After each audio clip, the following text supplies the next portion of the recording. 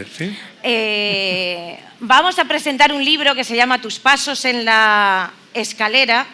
En la sinopsis aparece que es una novela de suspense psicológico.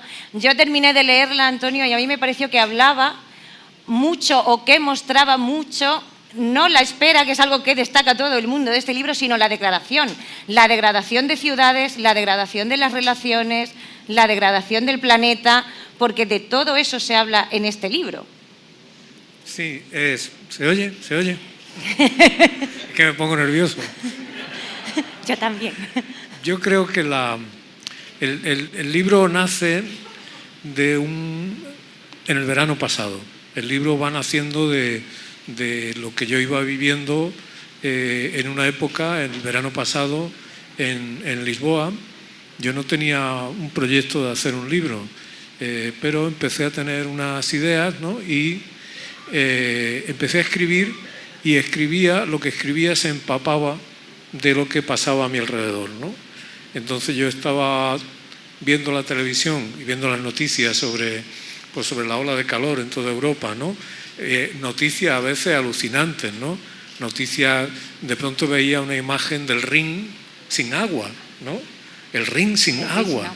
O de pronto veía una noticia que decía que en el aeropuerto de Hannover los aviones no podían despegar ni aterrizar porque el asfalto estaba demasiado húmedo, ¿no? Demasiado blando.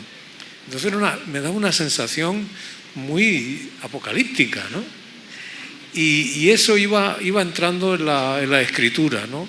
Y claro, iba entrando también, como tú dices, hay una correspondencia entre esa percepción del mundo y también el modo en que la mente de una persona encerrada y solitaria se va degradando, ¿no? Pero también había otra cosa que me parecía importante, que es junto a eso, la celebración de la belleza del mundo, ¿no? Y de lo cotidiano también, porque sí, se habla mucho de cotidianeidad a eso me refiero, en esta novela. La belleza de lo cotidiano, ¿no? El protagonista está preparando su casa para que llegue su mujer, ¿no? Y está preparando la casa y está reconstruyendo el mundo, queriendo reconstruir el mundo cotidiano que él y su mujer tenían al otro lado del Atlántico, en Nueva York, ¿no? Entonces él va preparándolo todo con un cuidado absoluto, ¿no? Para que cuando ella venga sea la perfección, ¿no? Sí. Entonces, el cuadro que estaba aquí. Claro, y hay esa belleza de lo que es una belleza sacramental casi, ¿no? Es decir, preparar el desayuno, por ejemplo, a mí me gusta mucho preparar el desayuno, ¿no? Y cuando hace eso, prepara el café, entonces, claro, porque si tú haces un libro, los libros no controlas cómo se hacen, ¿no? El impulso tú no lo controlas mucho. Pero a mí la literatura que solo niega no me la acabo de creer, ¿sabes? Es decir, hay cosas que niego, pero en razón de las cosas que afirmo, ¿no? Entonces, yo cuando la gente se pone a escribir como de una manera muy negativa y muy sombría, en la que todo es, me parece que no están diciendo toda la verdad, porque sí, toda la verdad implica la fealdad, pero también implica la belleza, ¿no? Sí, porque hay belleza aquí también. Hay belleza en la espera, hay belleza en el amor. Hay un protagonista que está esperando a su mujer, esto es un poco la sinopsis, que refleja una casa. Hay dos ciudades en las que usted ha vivido y que conoce muy bien, y que los que hemos visitado las dos en alguna ocasión también vemos otros lugares también de Nueva York que normalmente no son tan turísticos, pero que algunos hemos pateado, como el Riverside Park, por ejemplo. Y hay en esta reivindicación de la cotidianeidad también se ve cómo el propio protagonista, que es un hombre muy observador, yo creo que casi reivindica esta capacidad de pararse. Sí, el libro tiene una cosa de militancia casi política, ¿no? De la lentitud. Sí, es decir, muy bien, es la militancia. El libro al principio tiene una cita de Montaigne, ¿no? Que dice, hace falta esconderse, ¿no? Il faut cacher sa vie. el libro hay una reivindicación de eso, de la lentitud y de la atención, ¿no? Que parece que lo prestigioso es que las cosas sean muy rápidas y que pasen muchas cosas al mismo tiempo. Eso es una tontería. Hay cosas que son muy rápidas y cosas que no son muy rápidas. Y la percepción de las cosas fundamentales de la vida no es rápida. No es rápido aprender un idioma, no es rápido engendrar un hijo, no es rápido que crezca un niño, ¿sabes? No es rápido que crezca un árbol. Lo que es muy rápido es la destrucción. La destrucción sí es muy rápida, pero la construcción de algo no lo es, ¿no? Y yo quería también, el protagonista es un hombre que ha vivido en un trabajo horrible, ¿no? Que ha vivido en un trabajo como tantos trabajos que hay ahora, en los que parece que hay que entregar todas las horas del día, pero también hay que entregar el alma. Sí. Y unos trabajos en los que además, para sobrevivir y para ascender, tienes que machacar a otro. Y despedirlo. Y entonces este hombre que ha sido expulsado de su trabajo, que ha perdido, entonces se da cuenta y dice, ¿yo para qué quiero? Yo no quiero trabajar, yo no quiero hacer nada, yo no quiero consumir mucho, tengo toda la ropa que necesito, tengo toda la ropa que necesito, puedo criar tomates, puedo vivir con austeridad y con dignidad, ¿no? Entonces ahí él tiene esa reivindicación que a mí me parece muy, muy noble, ¿no? Sí. De decir, ¿por qué tengo que estar participando en una carrera idiota? Pues me quedo al margen. Y decimos el protagonista porque el protagonista tiene nombre, pero se descubre al final, si leen alguna... Yo recomiendo siempre que la gente, que no sé yo si Antonio, que la gente se acerque a los libros virgen y sin un móvil al lado, por favor. Sin leer ninguna crítica, porque las críticas primero dicen, el protagonista no tiene nombre, se llama tal, lo descubrimos al final del libro, y tú dices, no me digas esto. Claro, porque es que... Mira, porque eso son elecciones de un escritor, sí, también. La novela también tienes que pensar. Yo hacía varios libros que no construía una ficción pura, digamos, ¿no? Hay muchas maneras de escribir y yo me gusta explorar muchas cosas distintas, ¿no? Pero en este caso yo quería complacerme en construir una novela. Construir una novela como el carpintero aficionado que construye un gabinete, ¿no? Artesanalmente. Artesanalmente. Y eso implica que tú vas preparando la información, que vas dejando como pistas. Yo quería crear una especie de naturalidad, ¿no? Que de pronto se va volviendo un poco rara, ¿no? Densa, sí. Y había una cosa que era, cuando terminé la novela, me di cuenta de que el narrador no tenía nombre, ¿no? Y entonces pensé, esto es una vulgaridad ya, porque hay muchas novelas que el narrador no tiene nombre, ¿no? Y algunas de ellas las he escrito yo. Y entonces pensé, le voy a poner el nombre, pero ese nombre va a aparecer una sola vez.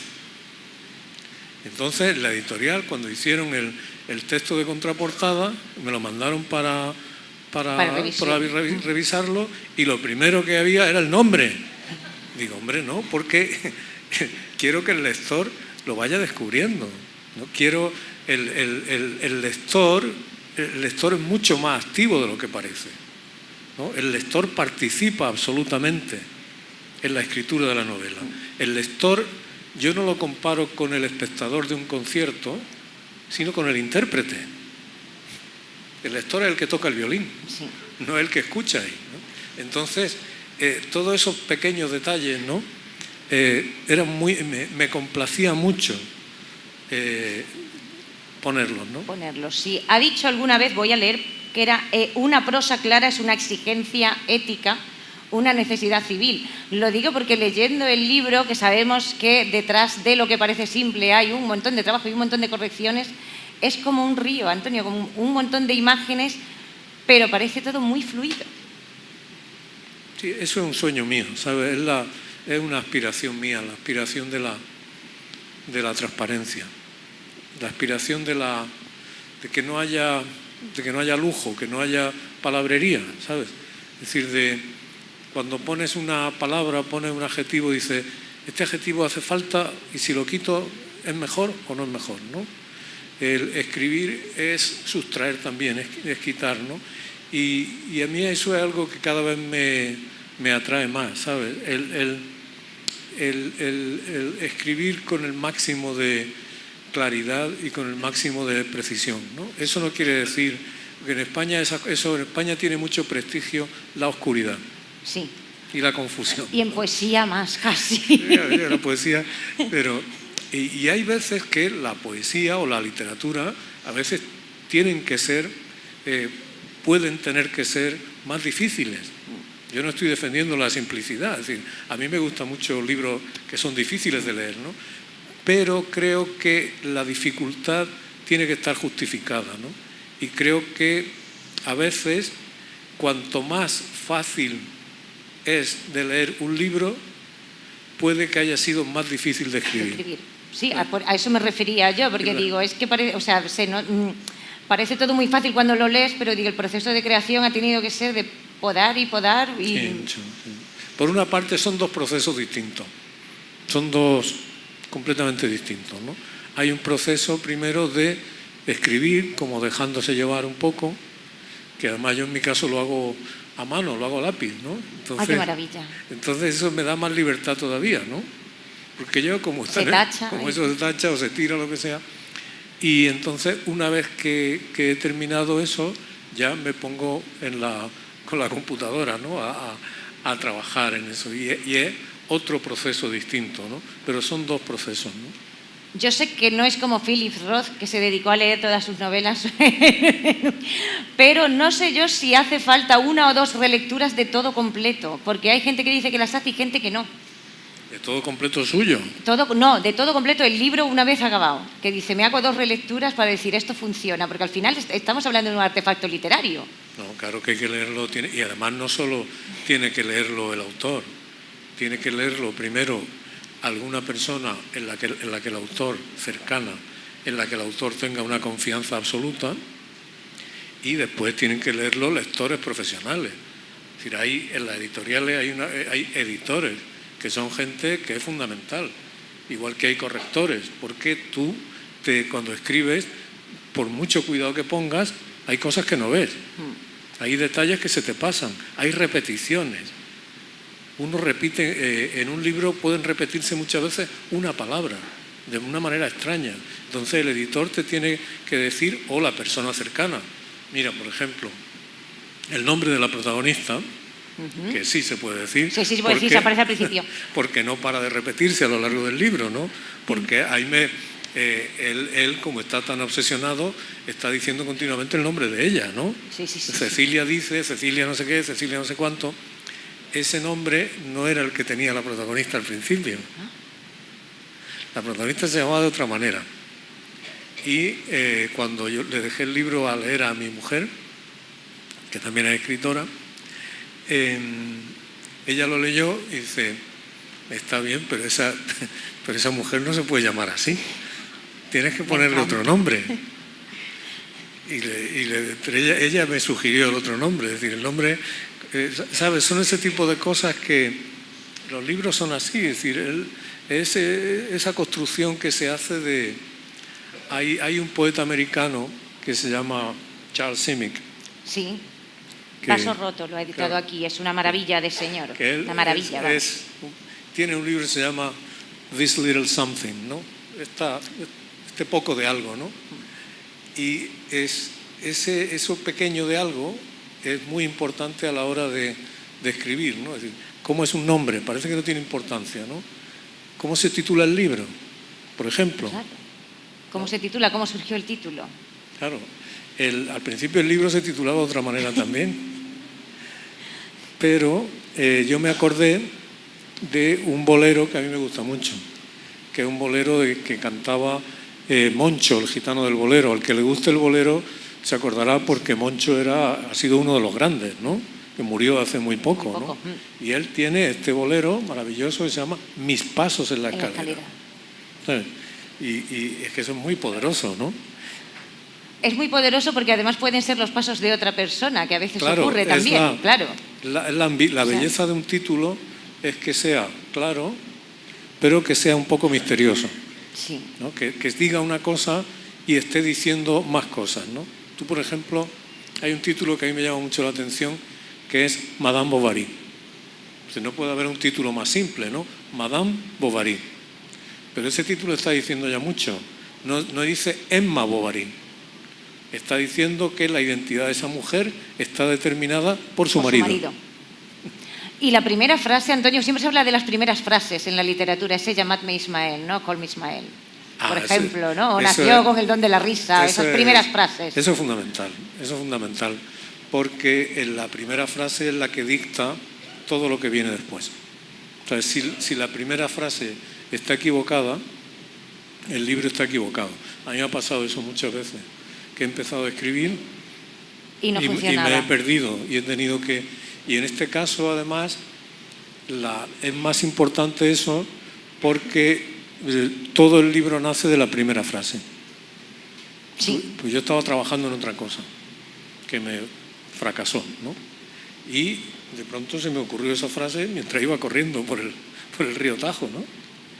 ¿Que a los fracasos se vuelve para intentarlo de nuevo, Antonio, o ya se abandona?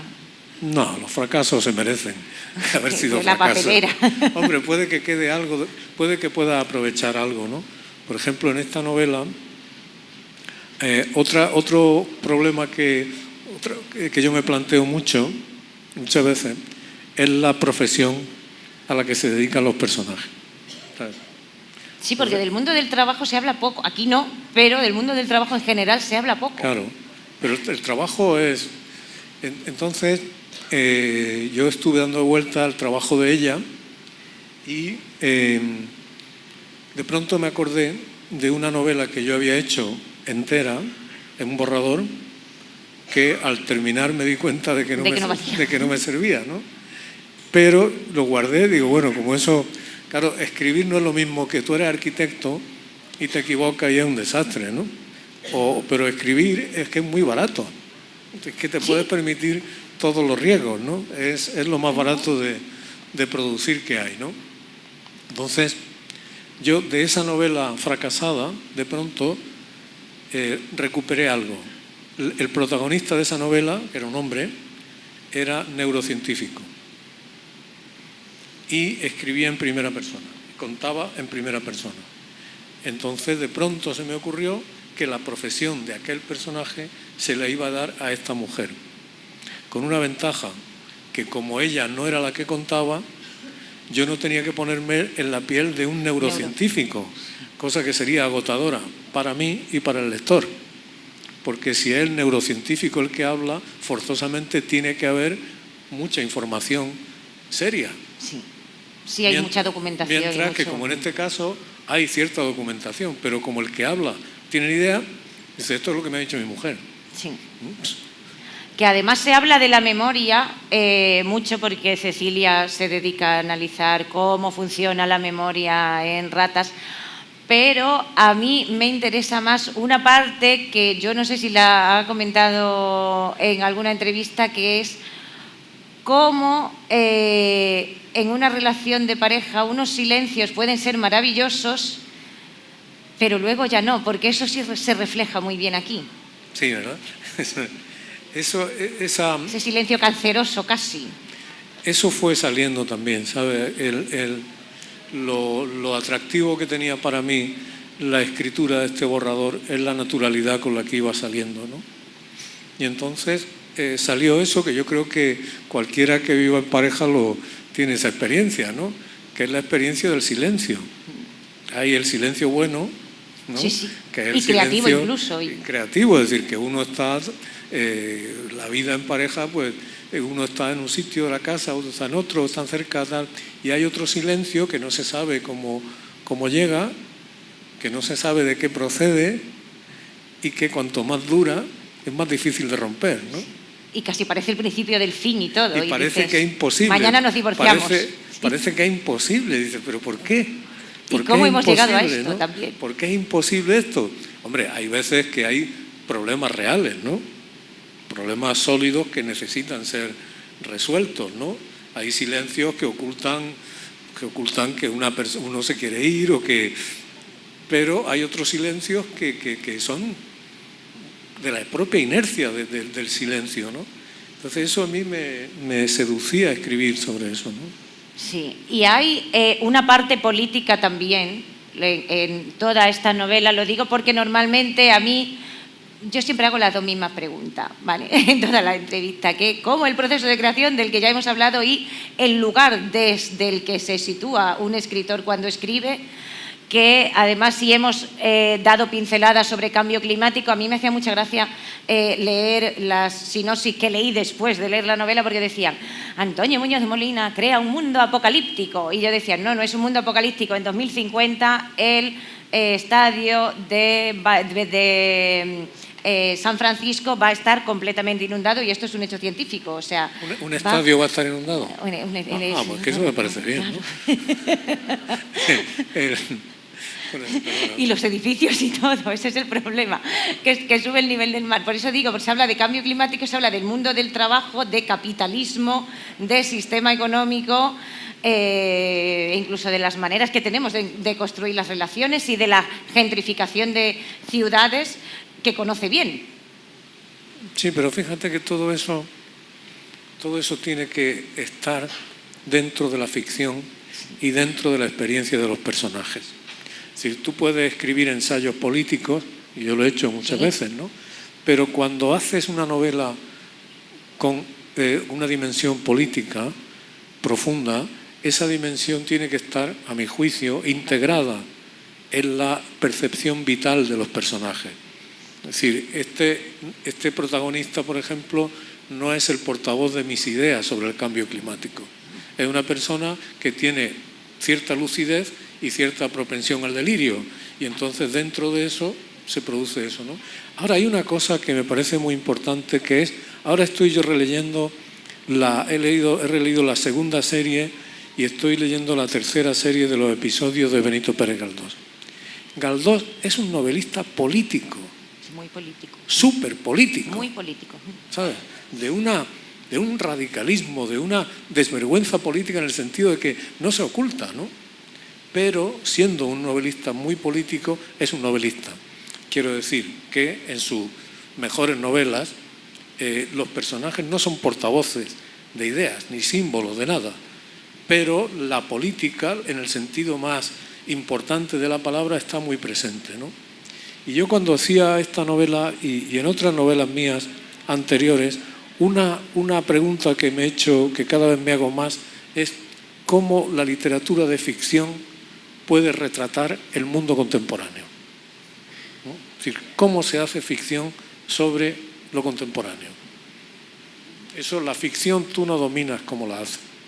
Pero es una pregunta que me parece importante. Es decir, Pérez Galdós está escribiendo sobre su tiempo, sobre los problemas centrales de la historia política de España, sobre la diferencia de clase, sobre cosas así.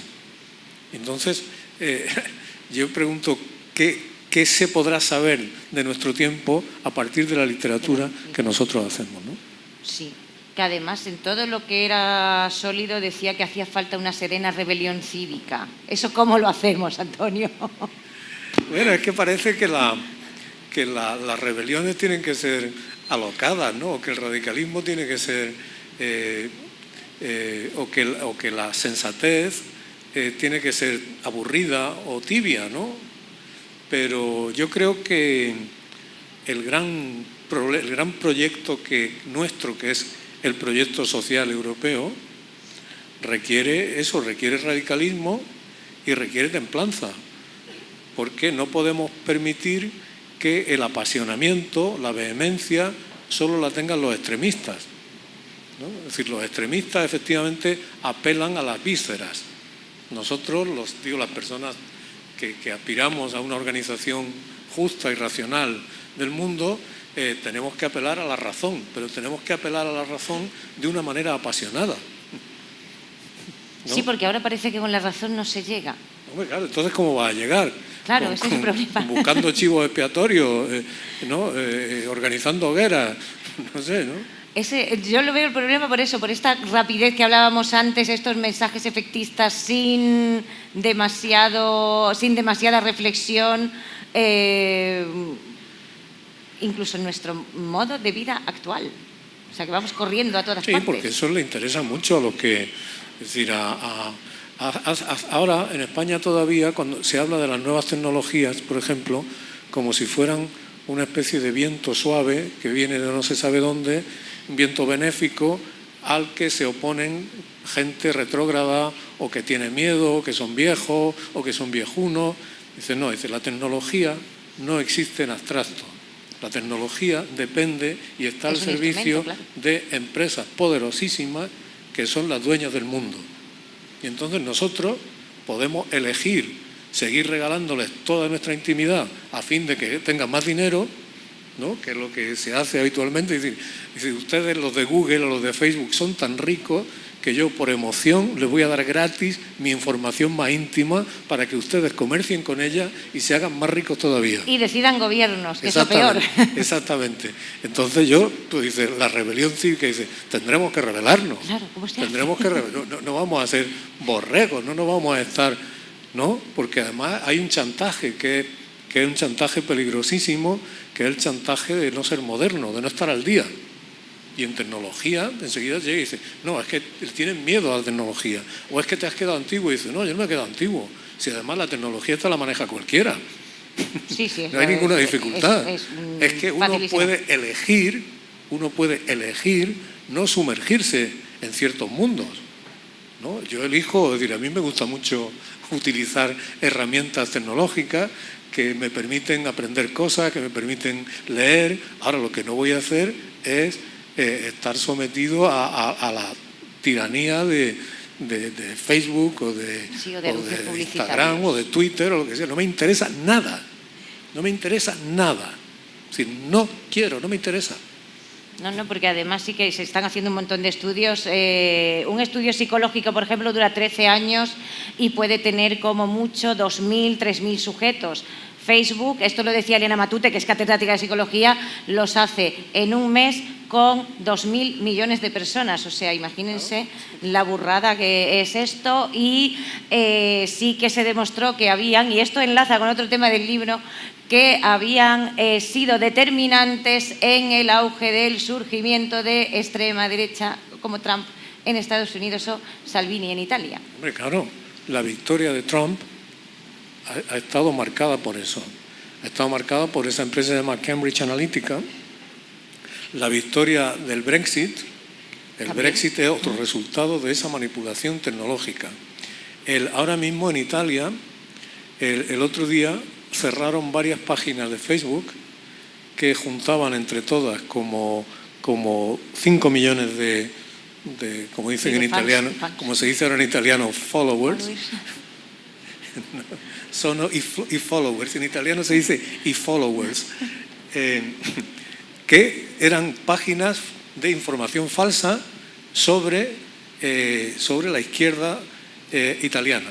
Entonces salían, por ejemplo, declaraciones falsas de gente progresista diciendo que preferían dar trabajo a los emigrantes antes que a los italianos. Cosas así, ¿no? Sí, está surgiendo ahora que si tienen ayudas, etcétera, exactamente. etcétera. Está surgiendo ahora también. Eso es una batalla en la que tenemos que luchar, y además sin miedo sobre todo, sin la coacción a eso, a sentirte viejo o rancio o no sé qué. Yo no me siento ni viejo ni rancio. Ahora, creo que no hemos luchado para conseguir una cierta autonomía personal para entregársela todo a estos señores de Silicon Valley, ¿no? Que además en las escuelas a las que van sus niños no hay pantallas. Sí, es verdad. No se usan nada. Eso es extraordinario, ¿no?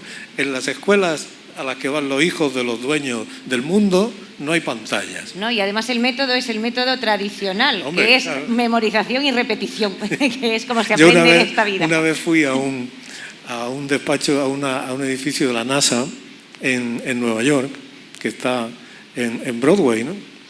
Era un edificio bastante cochambroso, pero ahí había como 5 o 6 premios Nobel, ¿no? Que me llevó un amigo. Y fui a varios despachos, y en todos los despachos había unas pizarras antiguas y unas tizas. Y yo pensé, mientras tanto, el gobierno andaluz se está gastando el dinero que no tenemos en pantallas, en poner un portátil para cada alumno y en pantalla electrónica. Muy bien, me parece muy bien. Pero qué curioso que en el sitio puntero de la investigación científica estén usando tiza y pizarra.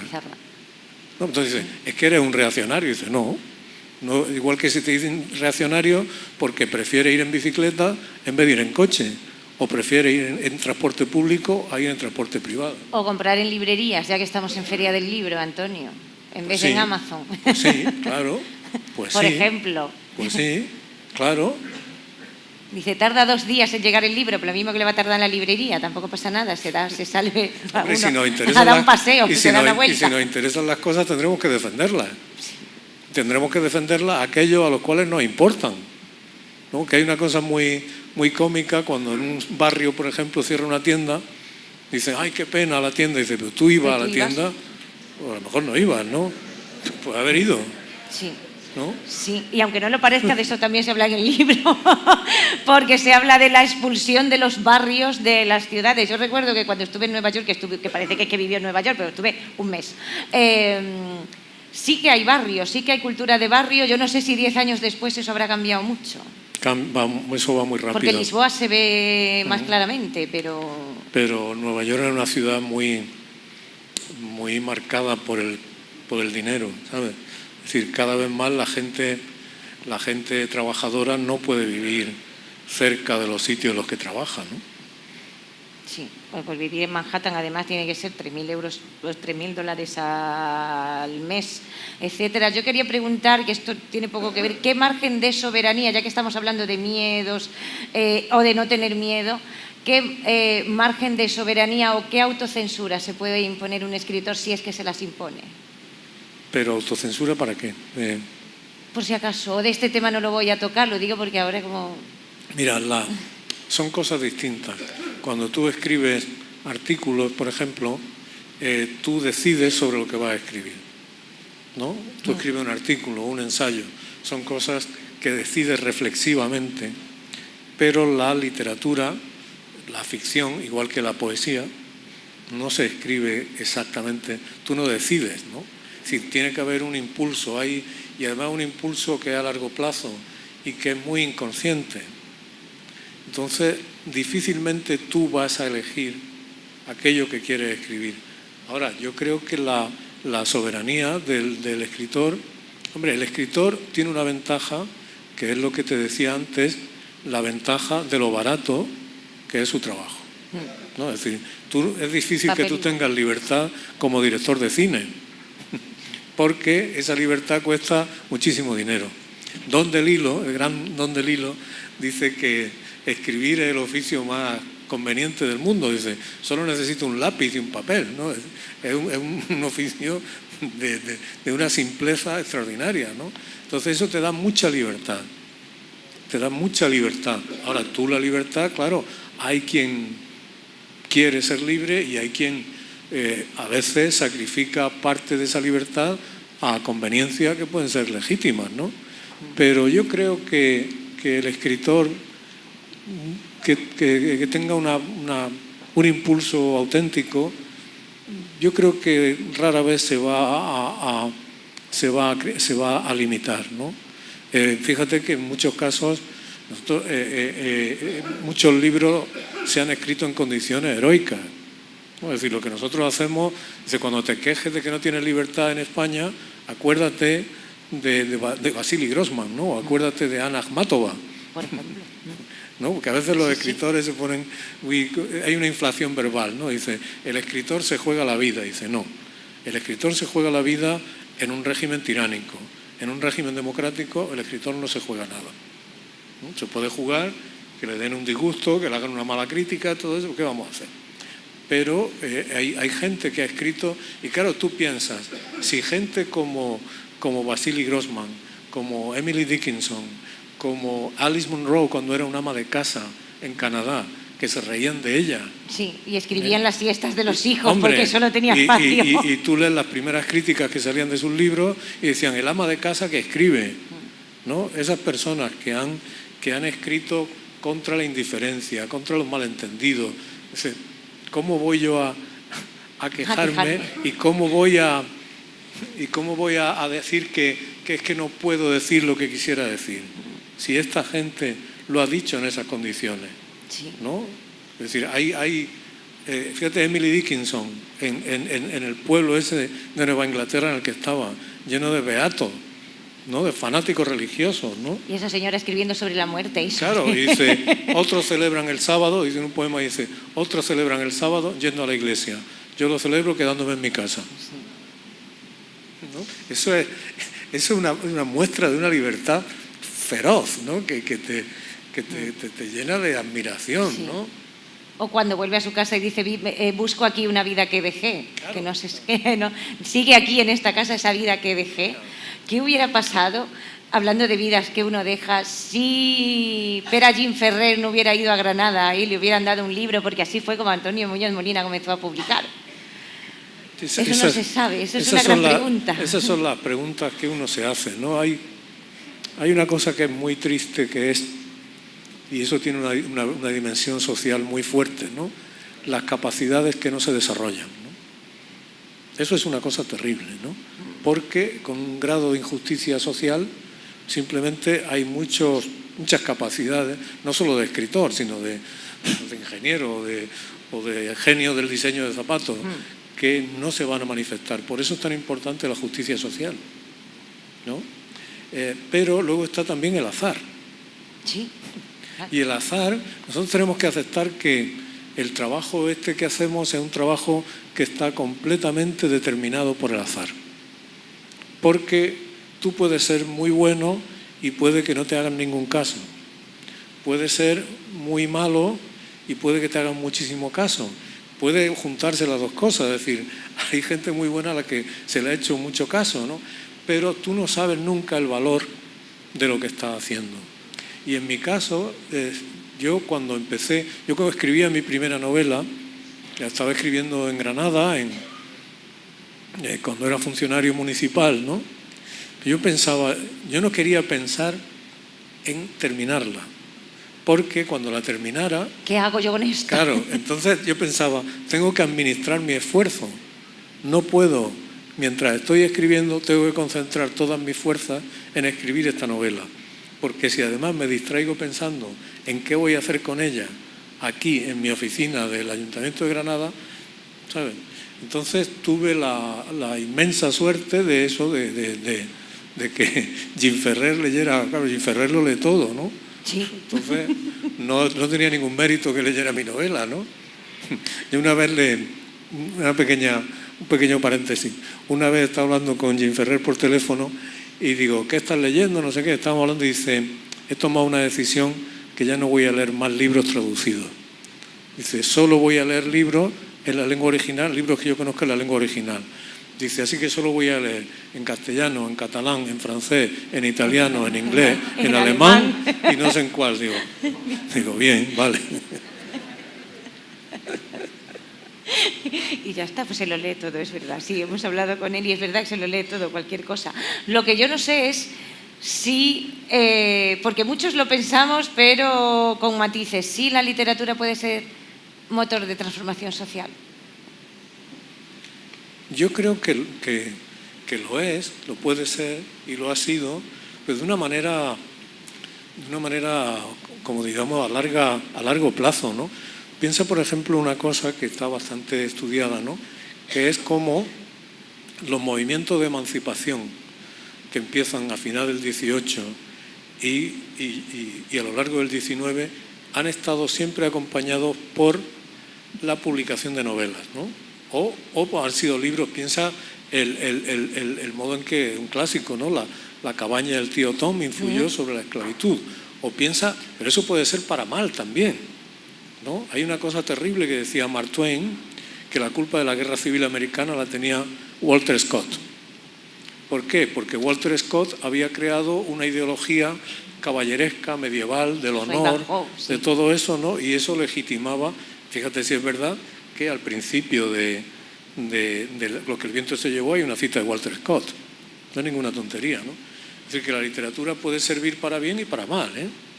Pero yo creo que, por ejemplo, los movimientos de emancipación de la mujer o los movimientos de emancipación de los trabajadores han estado difundidos y se han beneficiado mucho de la literatura y la han influido también, ¿no? Es decir, que yo creo que el crecimiento de la conciencia del otro, de la voluntad de cambio social, ha estado muy relacionado con la literatura, ¿no? A lo largo de todo el siglo XIX y en el XX también, ¿no? Te digo, para bien y para mal, ¿no? Sí. Pero es así. Entonces, tú lees las grandes novelas sociales de Balzac o de Solá, ¿no? O de Henry James, ¿no? Y en esas novelas están aprendiendo a la gente a ver cómo es la vida de las personas, ¿no? Sí, o los retratos que puede hacer socialmente cada una con su estilo, Claro. con McCullers, Flannery O'Connor, Margaret Atwood, etcétera. Piensa la hermana Bronte, ¿no? O las Bronte, Que exactamente. como un comité revolucionario, ¿no? Ahí metida En su casa, además, porque no salían para nada estas mujeres. En la parroquia esa escribiendo novelas, ¿no? Exactamente. No sé yo si alguien, porque son las 10:20 ya. Ah, no, me dicen que no, que despida porque es tarde ya. Así que Antonio Muñoz Molina, un placer. Muchísimas gracias. Gracias a ti, de verdad. Gracias a ti.